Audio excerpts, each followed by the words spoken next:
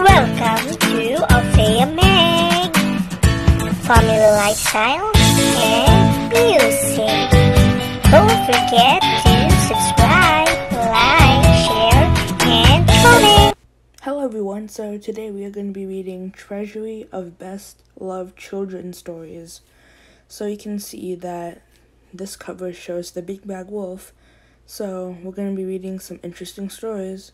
So let's go.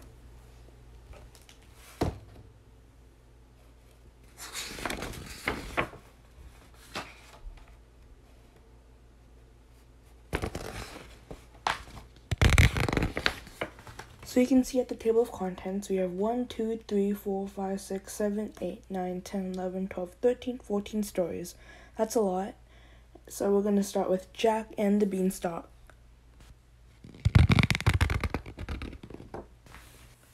Jack and the Beanstalk, adapted from the English fairy tale, illustrated by John Manders. Once upon a time, there lived a poor widow and an only son, a boy named Jack. The two lived in a humble house, and the only possession was an old cow that gave no milk.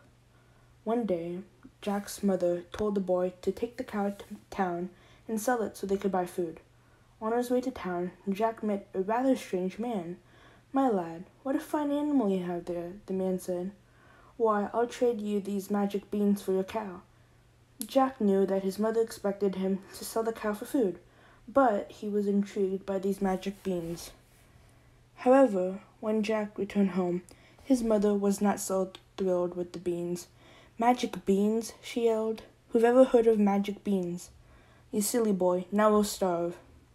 With that, she knocked the beans from Jack's hand and right out the window. Then she sent her son to bed for the night.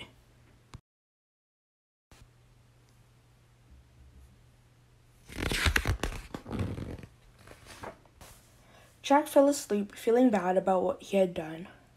Of course there were no such things as magic beans. Without the cow or any money at all, what would Jack and his mother eat? The next morning, Jack woke up, still feeling bad about losing the family's cow. But as he rubbed the sleep from his eyes and peered out his bedroom window, he saw a giant beanstalk had grown in the yard. Without a second thought, Jack went outside. His mother was already there, staring at the tall green plant. "What on earth has happened?" she asked. "I told you, Mother," Jack replied. "Those were magic beans. Wide reaches up to the clouds. I wonder what's at the top." With that, Jack began to climb the beanstalk to see where it would lead.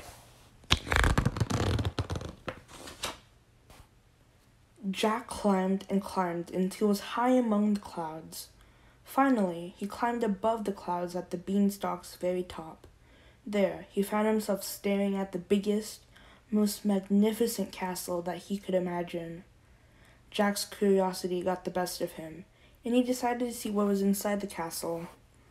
Jack arrived at the tall front door of the castle and found that the keyhole was higher than the top of his head. But Jack found a way into the castle by crawling through the space at the bottom of the door.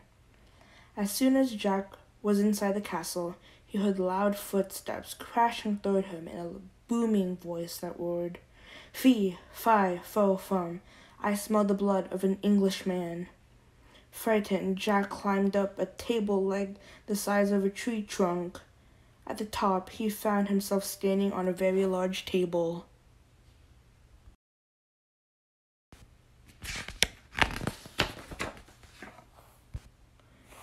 Jack looked up, and there was a giant, a hairy, ugly giant.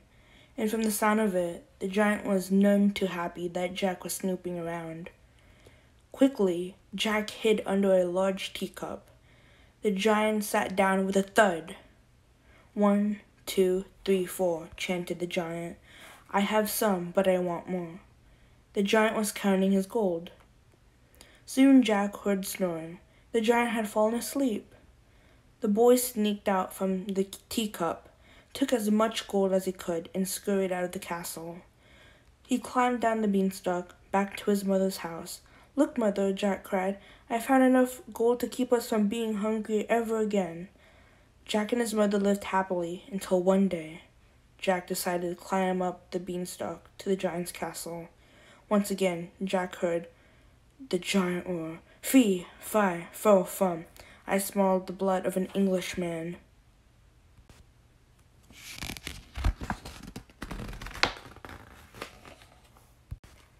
Jack hid behind the table leg. The giant pulled out a harp, a special harp that could sing. The harp sang a beautiful lullaby, and soon the giant was asleep. Jack grabbed the harp, tucked it under his arm, and ran away. But the harp didn't want to be stolen. It cried for help, which woke the giant. Climbing down the beanstalk, Jack looked up to see the angry giant. He yelled to his mother, "Hurry, mother, bring me the hatchet." As Jack reached the bottom, he began to chop at the beanstalk. He looked up and saw the giant getting closer. "Hurry, Jack," cried his mother. Jack chopped, and the beanstalk fell with a crash. And so did the giant. From that day on, with the harp singing its lovely songs and the gold from the giant, Jack and his mother lived happily ever after.